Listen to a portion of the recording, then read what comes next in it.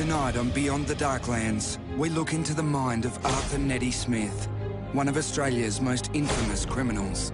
I'm not guilty. I never stabbed anyone. I've got no further comment on the advice of my lawyers. He's just a rapist, armed robber, heroin-selling maggot. Neddy Smith ruled Sydney's violent underworld for 20 years, robbing, killing and trafficking heroin. I despise him. I think he's one of the lowest human beings I've ever come across. Corrupt police buried evidence of Smith's brutal crimes, but he double-crossed them. He used to always say to me, it'll be all right, but this time it just wasn't. Tonight, clinical psychologist Dr. Leah Giarratano discovers, of all the paths he could have chosen, why Neddy Smith journeyed beyond the Darklands.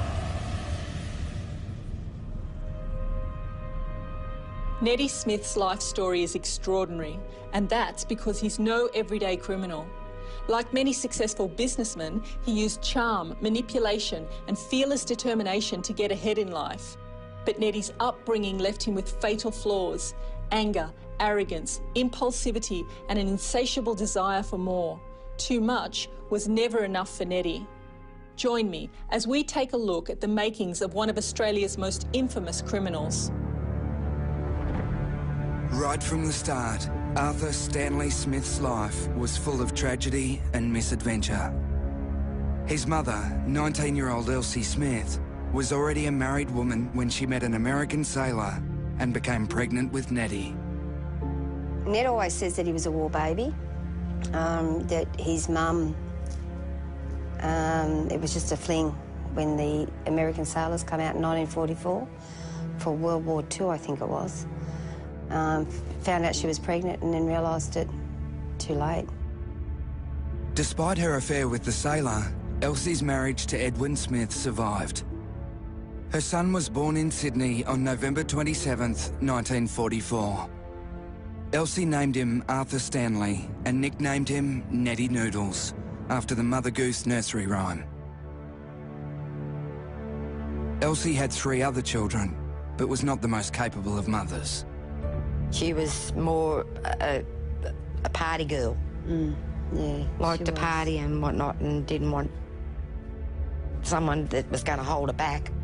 Well, she was always going out on the drink and leaving him with his grandmother. Neddy and his 3 siblings lived mostly with their grandmother, a fearsome woman who despised her bastard grandson. She didn't like him and he didn't like her. Yeah, I think actually he says he hated her. She was rather cruel to him. Yeah. Did horrible things like locking him out and locking him up. She tried to discipline him, and to a point where he said he'd had enough beatings, and he hit her back and beat her back. At Neddy's grandmother's house, violence was power and fighting back became a matter of survival. Ned's brother, Edwin, according to Ned in the book, used to bash him quite consistently and with his grandmother's support. I think Ned acknowledges that use of violence taught him that violence can get you what you want. One day, Ned grabbed a knife and stabbed his brother through the hand. The grandmother went to the police and they took him away. Didn't have a mum, he didn't have a dad, and he's just been arrested and taken away to a boys' home, Mittagong. You know, at the age of 11, I think it's disgraceful. Without a safe person to attach to as a very young child, it's extremely hard for Neddy to become attached to anyone else. Rejection in childhood can lead to substance abuse, personality disorders, depression and anxiety.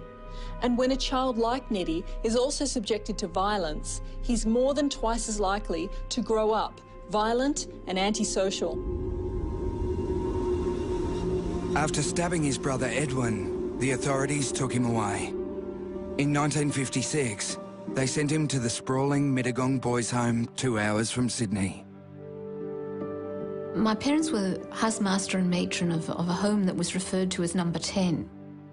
At the time that Neddy was there, number 10 was a big old comfortable home.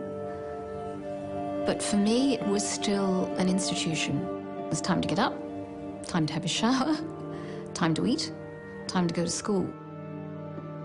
There were hundreds of rebellious boys like Neddy at Mittagong, and life was regimented. But Neddy was lucky. Here the rules were clear and he had a place. But best of all, his carers were kind to him.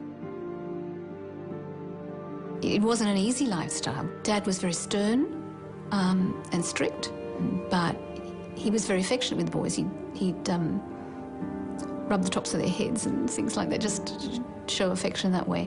Mum's way of showing affection would be do some cooking for them. She'd go in and make big slabs of cakes and toffees and things like that.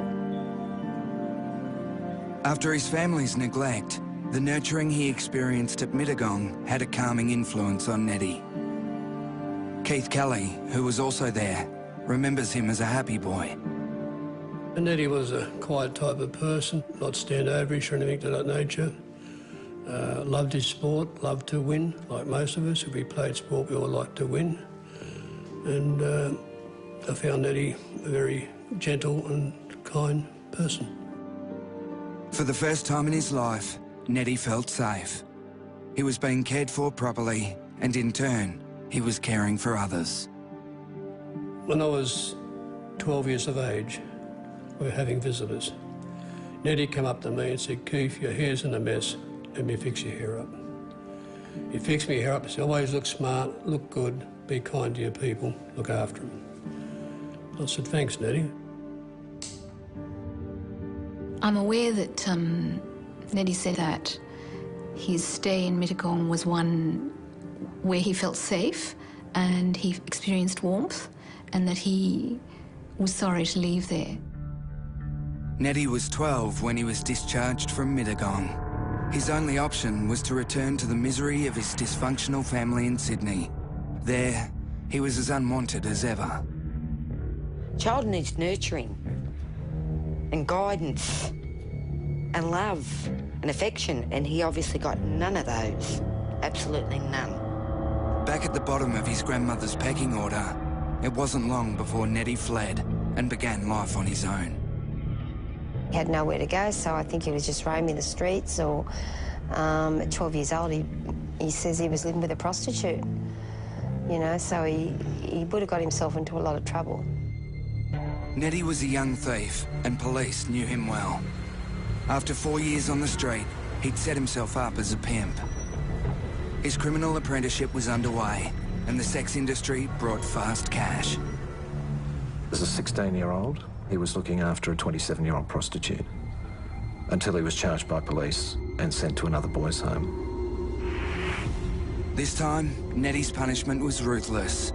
He was sentenced to the most feared of children's institutions, an old jail in the country town of Tamworth, run by hardened prison officers, some of whom were accused of being brutal. Neddy and I both ended up going to Tamworth Boys' Home. Tamworth was known as the mini Alcatraz of Australia for boys. It was a brutal place. The officers up there were complete bastards. They belted you, they threw you in solitary confinement, they starved you, they give you torture. If they looked at each other, they'd be bounced, but they said bounced. They wouldn't be able to have anything to eat, and they'd be put in solitary confinement. After 9 months, Neddy was released from Tamworth, but his happy disposition had been beaten out of him. The change in Neddy from the time I seen him at Mittagong to the time I seen him come back from Tamworth, it'd be like having a kitten at Mittagong and having a bull terrier at Tamworth. It was just unbelievable. He had changed completely. In Tamworth Boys' Home, Neddy learns that the only person in the world he can rely upon is himself, and he used aggression and dominance to survive. Any chance Neddy had of undoing his damaging childhood is gone. He's hardened and focused. He's going to get power and money the fastest way possible. And by now, he also wants one other thing, to get his own back. Neddy Smith is simmering with rage and ambition. His repeated criminal acts, his impulsivity, and his lack of concern for others means he has antisocial personality disorder, and he's destined for a life of violence and crime. Now 18, Neddy Smith had been in and out of reform homes for 7 years, and his template was set. He was a cunning young thief and a bruising street fighter. Smith was preparing to graduate to big-time crime and would soon commit a brutal gang rape. By the end of his childhood, Neddy Smith had spent nearly half his life in reform institutions for boys. At 18, he was committing burglaries and getting caught. He was sent to Long Bay Jail for 4 years. Here, he met his future partners in crime and prepared for life as a career criminal. A career criminal is someone who will make crime his living. Inside, you learn how to break open safes, how to steal cars, how to sell drugs, all that type of stuff. And you put your trust in the other people around you. In 1967, Smith was out of jail and putting to good use the skills he'd learnt inside. He began operating in Sydney's inner suburbs as a thief and violent standover man. When a young single mother was brutally raped in Petersham, it was Smith and his gang who were tagged by police. One of the first jobs that I had as a young detective, or an up-and-coming detective, was an allegation involving a very serious rape made by a young lady and involved Arthur Stanley Smith, also known as Neddy Smith. It was a terrifying scene. Two of Smith's accomplices knew the victim. When she let them into her home, the men threatened to harm her baby, and then they each raped her in turn. The crime was one that I'll never forget. The female victim's baby being held up by its ankles in the bassinet. 3 of the offenders, or 4 of the offenders rather, raped her. 1 raped her twice. Just nothing more than animals.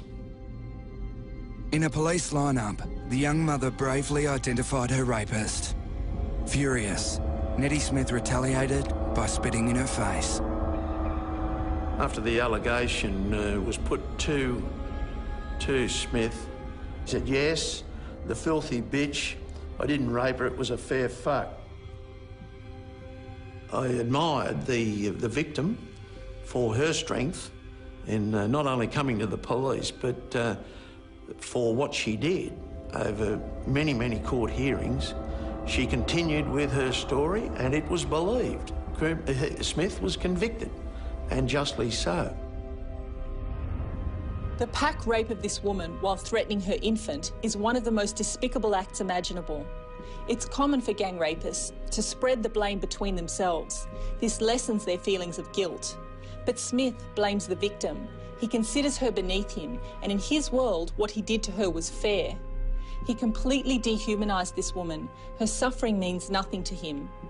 This episode indicates that Neddy Smith is capable of completely disconnecting any empathy for another human being. For his part in the pack rape, Neddy Smith was sentenced to 12 years back in Long Bay Jail. By now, his growing reputation as a thug made him a powerful prisoner, feared by others inside. Jail society's ruled by intimidation and violence. That's how it runs. I know I've spoken to numerous prison officers that have been in jails where he's been in through the 70s, and they said he ran the jail in the years he was in there amongst all the other crooks, just because of his violent disposition and because of his size. Now in his early 20s, Neddy Smith was a huge man, standing nearly 2 metres tall and weighing 100 kilograms. Few jailers could manage him, and he was moved constantly between prisons until some salient advice changed his behaviour. Ned had been a very angry man, very violent man, when the governor of Parramatta said to him that he had to take control of his life and think about what he wanted to do. And Ned reflected on that and decided that you could get more with a smile than you could with a snarl. He used to, in fact, do favours for prison officers, supply them with information on internal happenings and that style of thing. Neddy Smith understands jail. It's a system with rules, and he knows how to play this game. But Neddy always plays by the unwritten rules in a system. The real laws of society mean nothing to him. He goes around, or he smashes straight through any obstacle to get what he wants. He's learned that pretty much anything can be bought, either with money, blackmail, favours or information. And when that doesn't work, there's always brute force. In 1975, 30-year-old Neddy Smith was free again after 7 years in jail. He caught the eye of a girl just over half his age, 17-year-old Deborah Bell. I didn't know any of Ned's background then when I first met Ned. I knew that he'd only just been released from jail by a couple of months, but I just didn't really ask why. But I honestly don't know what attracted me to him. He'll tell you his muscly body and his beautiful blue eyes. Ned had a way with women. He was a good style of bloke, good-looking bloke. If there were flowers around, he'd buy them. Very charming, very charming. You could put Ned down to be good company anywhere. Good company. He was good. He always had a joke to tell. He was quick-witted. Really, he was quite a charming person. You can get on the bad side of Ned, but there is a side that is a gentleman and gentle and soft and whatever. How can Neddy Smith be capable of such a brutal rape against one woman and yet be able to use manners and decorum to win Deborah? Well, there are 2 points to consider here. The first is that Neddy wants to belong. He wants to create the family he never had with a wife and children. And Neddy's not a psychopath. Despite his capacity for acts of extreme violence, he is also capable of forming meaningful, lasting relationships with certain people. Less than a year after getting out of prison, Neddy and Deborah set up house together in Alexandria to start a family. For the sake of their relationship, clean-living Deborah tried to turn a blind eye to Neddy's budding criminal empire. He used to always say to me, the less you know, the better. In a way, I'm glad, no, I didn't know to the extent of what he was doing. No, I'm glad I didn't. He quickly became involved in debt collecting, SP bookmaking, and then found the big money maker, heroin trafficking. By the mid-1970s, there was a cancerous culture of corruption within a core group of the New South Wales police force, and Smith positioned himself to take full advantage and propel his criminal career. In his early 30s, Neddy Smith was an established standover man, armed robber and heroin dealer. He'd already served 2 lengthy jail terms, and he was arrested again in 1976 after a violent hold-up. It was Smith's 32nd birthday, and he was in luck. His arresting officer was Detective Roger Rogerson. The first day I met Ned was at Rockdale Police Station. Ned was a suspect for an attempted armed robbery on Fielder's Bakery. That late November day would prove to be the start of a long relationship between the criminal and the detective. I could see potential in Ned as an informer. He wanted to be friendly. He wanted to he wanted to get close, and this is how police officers, especially detectives in my day, were successful. But Rogerson and Smith were more than just detective and informant. Went out many a times for dinners and lunches. I'd met his kids. He'd come to our home. I can tell you there was times where I dropped, and I know it was money. Ned just used to wrap it up and used to say, can you take this over and meet Roger at so-and-so, or this one at so-and-so? And I did, and I'd give it to him. I know it was going on. It was going on. I mean, why else would you pay police? Neddy Smith was working hand in glove with some corrupt police, paying them off and being protected. He swiftly established himself as a heroin king. By 1978, he was the biggest heroin dealer in Australia and part of a brazen multi-million-dollar drug syndicate operating between Bangkok and Sydney. These blokes would walk straight back in through customs with a suitcase full of heroin, and no one had any idea. They were completely under the radar back in those days. Well, before you knew it, Ned had 2 or 3 suitcases full of heroin, which he'd sold. Well, suddenly he's rolling in money. Every 6 weeks, it's believed Neddy Smith received about 15 kilos of imported heroin, which he'd deal for well over $1 million. He never used the drug himself, but Smith was addicted to the money heroin made him. He cruised the night spots of Sydney like a Hollywood gangster, occasionally accompanied by Deborah. I remember Hazylands one time. It was a scary place because I was really never a nightclub person anyway. I don't drink. When we got out of the car before we actually went in there, I looked and I thought, that looks like a Tommy Hawk sort of thing. And he put it under his jacket and I didn't think anything of it. We were only there about 20 minutes. I don't even know if it was that. And just all hell broke loose, you know. There wasn't just Ned's axe that come out from his jacket, but there was axes that come out from behind the bar and everything. It was just incredible. And I just stood there and screamed. I just didn't know what to do. I was horrified, absolutely horrified. The fast money was intoxicating, and Smith loved living the high life. He had made it and wanted everyone in Sydney to know. I think perhaps it was I've survived and look where I've got to. Yeah. Look at me, the boy from the slums. Ned enjoyed everything about being a criminal. Fast cars, fast women, and just the lifestyle generally. They give themselves away, these blokes. They've got to have flash cars, they've got to have plenty of bling and this sort of stuff. I was on Parramatta Road there, and I saw this nice shiny green Rolls Royce go by, and it was a toot and a horn, and sure enough it was Ned. He was in immaculate dress, he was. He had a belt buckle made, actually, with diamonds in it. I remember when he brought it home, he said to me, Elvis Presley wouldn't even have one of these. Neddy's drive for the high life and fast money has its origins in early childhood deprivation and low self-esteem. As a child, he was made to feel as though he was nothing, and he wants to prove all those people wrong. His motto is, if it feels good, do it. But these pleasures are self-defeating. In the end, he feels empty and alone, and so the cycle begins again. Neddy's addicted to, but ultimately unsatisfied by this lifestyle, and yet he cannot imagine living any other way. In October 1978, a police raid in Thailand brought Neddy Smith's narcotics operation crashing to a halt. Bangkok police arrested Sydney Rugby League star Paul Hayward and 2 other associates with 8.5 kilograms of heroin bound for Australia. It wasn't long before federal police arrested Smith in Sydney. Ned looked to be facing a very, very long jail sentence, except that some heroin that had been seized became contaminated somehow, and when it came to court, the forensic evidence didn't stand up and the charges were thrown out. That cost a bit of money to the right people. Smith escaped a lengthy prison term and he was sentenced to just 2.5 years in jail. But he and Deborah now had a 3-year-old daughter, and from behind bars, Neddy asked for Deborah's commitment.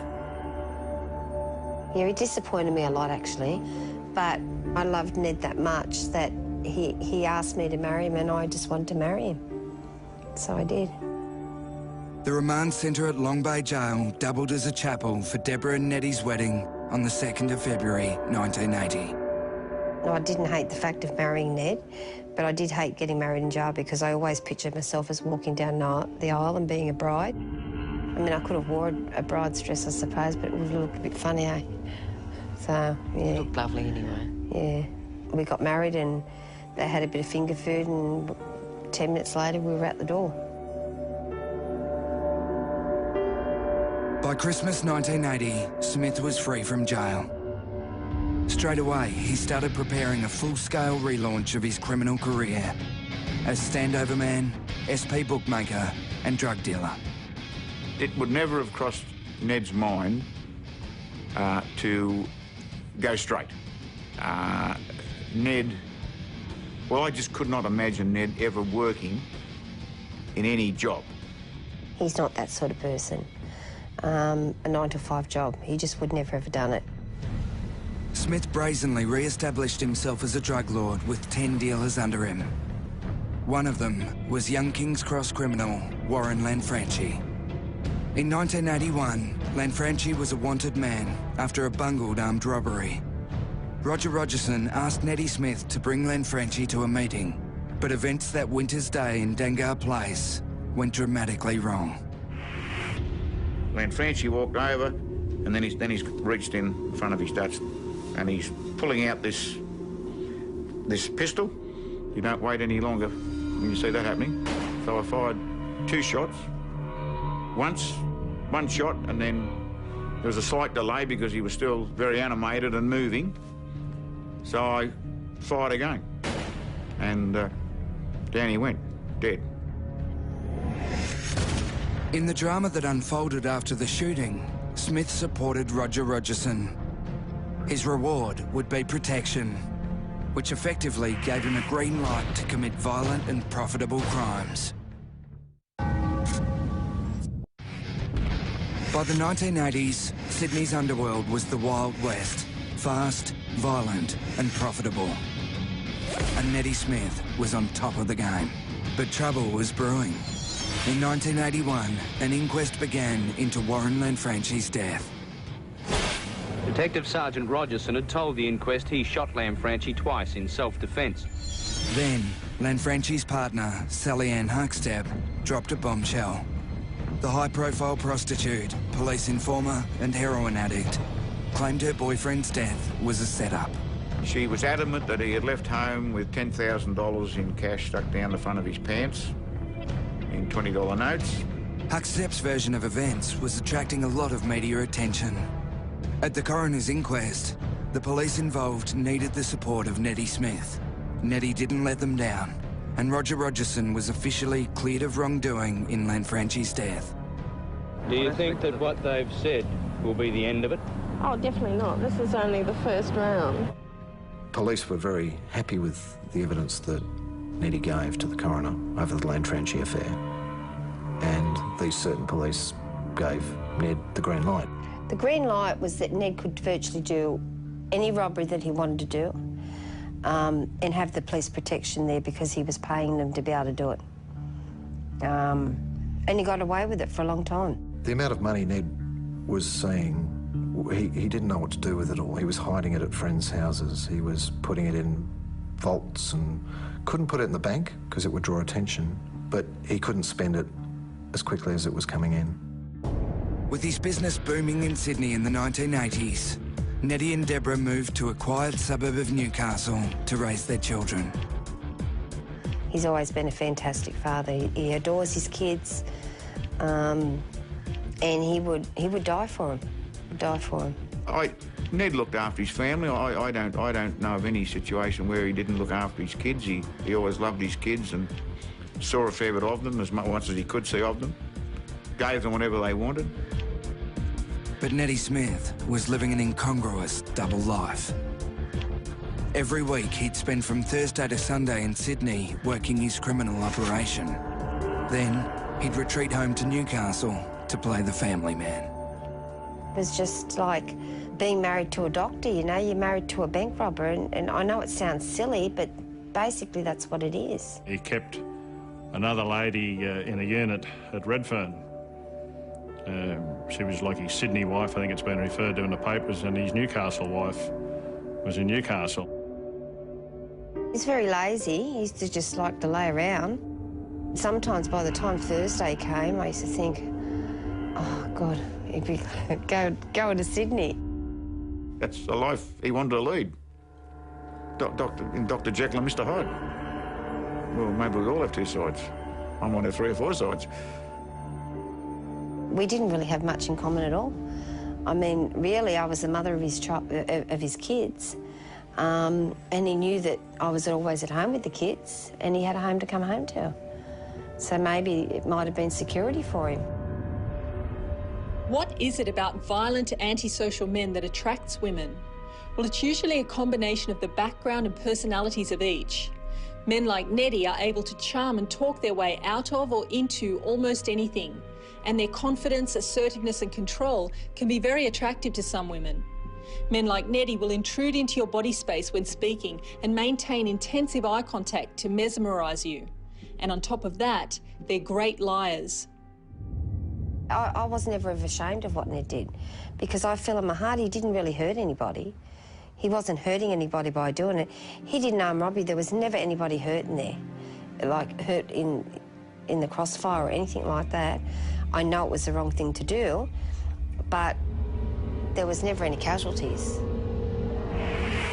The shooting happened just before 7 o'clock in the midst of late-night shoppers. Life as a drug dealer in 1980s Sydney was territorial and tenuous. There were mysterious and horrible deaths, and Smith was in the thick of it. I've said many times that heroin turned penny criminals into monsters, where they have all this money, they can offer $150,000 to get someone killed, and they don't blink an eye. In the mid-1980s, Sydney had a gangland war over heroin dealing, and Neddy Smith was pretty closely tied with a series of people who were involved in that, and the victims, Danny Chubb, Tony Eustace, Chris Flannery.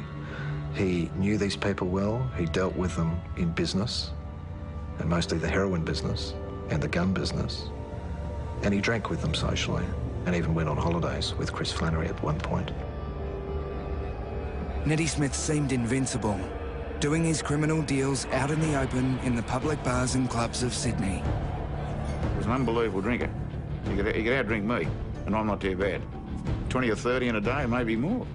I used to tell people that other blokes would train in the gym, Ned would train on beer. I used to be the one who used to have to go and pick him up because he was too drunk to drive home. Yeah, I was scared at times. You know, it's not that he was never really violent towards me, but we'd have really some bad arguments sometimes, and I used to think, oh, yeah, I better pull up. I'm going a bit too far. Neddy Smith's drinking was masking his declining health. He'd been diagnosed with the neurological illness, Parkinson's disease, and it was starting to take hold of him. Ned was diagnosed in 1981. I think he was only 36, 35, 36 when he was diagnosed, which was quite young, actually. He had the tremor down his right side, which was his right arm and right leg. He used to get the shakes. It was quite noticeable, and he was on some sort of medication. He'd take a few pills and that'd settle him down, but I mean, he's had Parkinson's disease for years and years and years. But Neddy's woes were just beginning. The drama surrounding Warren Lanfranchi's shooting wouldn't die. In 1986, 5 years after her boyfriend's death, a still grieving Sally Ann Huckstep went on television and cried foul play. Just weeks later, she was found dead. A post-mortem is underway tonight after the death of a Sydney prostitute. The body of Sally Ann Huckstep was fished out of a pond at Centennial Park today. Soon, Neddy Smith would be accused of Sally Ann Huckstep's murder. It was the beginning of the end for the crime boss. Neddy Smith had established a multi-million-dollar criminal empire in Sydney with the help of corrupt police. But in 1986, it was all in jeopardy. Smith's main contact in the New South Wales Police Force, Detective Roger Rogerson, was stripped of his badge for misconduct. Will you be calling any of your criminal contacts at all? That is in the hands of my legal advisor at this stage. With Rogerson gone, Smith's police protection evaporated, but he recklessly carried on. With every criminal, they get greedy. They do get greedy. Enough is not enough. We had enough money to set us up for our life and our kids' lives and our grandkids' lives. Smith was now operating on a knife edge without protection, committing armed robberies around Sydney worth hundreds of thousands of dollars. He was drinking heavily, and his behaviour was increasingly violent and erratic. Things slowly started to spin slightly out of control. Ned acknowledges that there was an insanity about his drinking, and he knew that something would go wrong that would pull him up in the end. On the 30th of October, 1987, he snapped. In regard to Ned's murders, well, of course, there were others that Ned would have committed prior to Flavelle. Flavelle was maybe the unnecessary one. After an all-day drinking session, Neddy Smith encountered a tow truck driver who challenged him in the traffic. A fight broke out and Smith lost control. He stabbed the truck driver to death in a fit of rage. During the fight, 34-year-old Ronnie Flavel was stabbed. He staggered across the road to a shop before he collapsed and died. Smith says he will defend the charge. I'm not guilty. I never stabbed anyone. I've got no further comment on the advice from your lawyers. I think it's fair to say that alcohol accelerated his aggression, but to stupid levels. You know, like fancy stabbing a man to death over a traffic dispute. Neddy's world is unravelling. Because he's lost his protection, it's almost as though he's been transported back to his grandmother's house, a world of chaos where there are no rules, he doesn't belong, and nothing makes sense. Neddy's abusing alcohol to try to maintain some sense of control, but it has devastating consequences. By Christmas 1988, Neddy Smith was facing a murder charge. But he carried on, recklessly planning a major armed robbery of Botany Council. Well, they're going to do that payroll at Botany Council just to get some money for Christmas for the kids. And it was $200,000. The kids must get expensive presents, perhaps. But police were tracking his every move. On the day of the heist, 3 days before Christmas, 30 combat troops lay in wait. They were in a stolen van, they had balaclavas, they had guns. They were certainly going to hold the place up. The door slid open and Ned and Glenn Black, who were both dressed in identical tracksuits and gloves, got out and we laid them on the footpath on their bellies and put their hands behind their back and handcuffed them. There was a sawn-off shotgun, which ironically enough at one stage registered to the New South Wales Police Department. He was shaking like a leaf. He'd lost the dominant position and the guns were turned on him. When we're driving back to the CIB from Botany Council in the police car, Ned was a bit dejected and he said, well, I'm really gone for it now, or words to that effect. He said, I wish you'd shot me. This is the end, I'll be back in jail. It was all over. Neddy Smith would soon be back in jail. The fallen crime king was humiliated and now hell-bent on revenge against police. For 2 decades from the 1970s, Neddy Smith ruled Sydney's violent underworld. He'd raped, murdered, masterminded bank robberies and earned millions of dollars trading heroin. He'd been aided by a few corrupt police, but his fearsome power was now all but gone. In 1989, Neddy Smith was in jail for the Botany Council hold-up and he was defending a murder charge for the road rage attack on Ronald Flavel. How confident do you feel about this? Very confident in acquittal. In 1990, he was convicted and sentenced to life in jail. Smith seized his opportunity for revenge. The Independent Commission Against Corruption was investigating the New South Wales Police Force. And from jail, Smith offered to assist. It was revenge with Ned, with the ICAC, because they'd done the wrong thing by him for the Botany Council payroll. Ned obviously thought that he had the green light and he didn't have. And it was after that that he thought, you know, hang on, why am I protecting these people for? Neddy has some loyalties, distorted though they may be. But when his business partners in the police service cut him loose, he wreaks havoc. Neddy won't tolerate rejection. Like a rattlesnake, he bites back. He sets his mind to deliberately and meticulously take down as many people as he can. He received something very unusual, and that was an indemnity from the New South Wales government for any crime, except for murder, that he admitted to. So Ned Smith started talking about armed robberies, started talking about bashing, started talking about drug dealing, started talking about a series of crimes over 15, 20 years that involved police and payments to police. In 1992, Neddy Smith made sworn accusations against 97 police officers. All Ned's allegations were just nothing more than bloody bullshit. Simple as that. But he didn't only turn on me, he turned on everybody. Police began secretly recording Neddy Smith's conversations in jail. In 1998, he was taped bragging about killing 12 people. And within a year, Smith was charged with 7 more counts of murder. His most sensational confession was about the death of Sally Ann Huckstep. Smith was taped describing how he'd strangled her in Sydney's Centennial Park. Smith is recorded boasting, "I hit her, punched her, choked her. There was terror in her eyes. I left her floating there." I believe in my heart that he's not capable of doing it. I know he's not. In November 1999, the Sally Ann Huckstep murder trial resulted in an acquittal for Neddy Smith.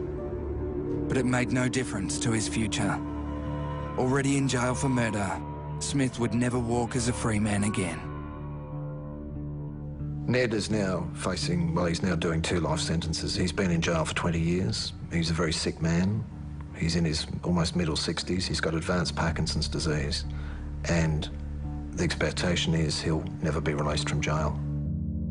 He has a lot of regrets, yeah. His regrets of not seeing his kids grow up, not seeing his grandkids grow up. He says his life's been a balls up, but at the same time he doesn't want any sympathy, and he hasn't asked for any support in that sense. His belief is he's made his decisions and he has to live with them. Neddy Smith has been in institutions for 33 of his 64 years, more than half his life. It doesn't seem surprising that the little boy who grew up behind bars will die there too. I do feel sorry for Neddy. Neddy should not be where he is today. Violence breeds violence. If it was a dog and you kick a dog when it's young, the dog's going to retaliate. Neddy Smith remains in Long Bay Jail. His Parkinson's disease is crippling, but he can still type a letter, and he is very upfront about his life as he remembers it. I have not kept in touch with anyone from my childhood days. Don't know if they are all dead or alive. I've always been a loner, so haven't encouraged any friendships from my adult life. There is no one from my early life that could assist you, because there is no one. I'm sorry I can't help you any further, but that's my life, and I cannot change it. The day he dies, Ned will keep telling lies if he gets the chance. If someone's prepared to listen, Ned will tell them a great story and it'll be a lie. He's one of those icons of Australian crime, but I'm just glad that he's in jail, and so should everybody else that lives in this city. Unwanted as a child, Neddy Smith had nowhere to belong. And he learned from his earliest years that life has a pecking order and that he was at the bottom of it. These lessons drove him in life. In his rise to the top of the criminal underworld, Smith showed enormous versatility and determination, but he truly was a product of his poisonous environment. If he'd been born into a safe family with opportunities to use his drive and intellect in positive ways, would he still have become a killer? Maybe not, but of course, we'll never know.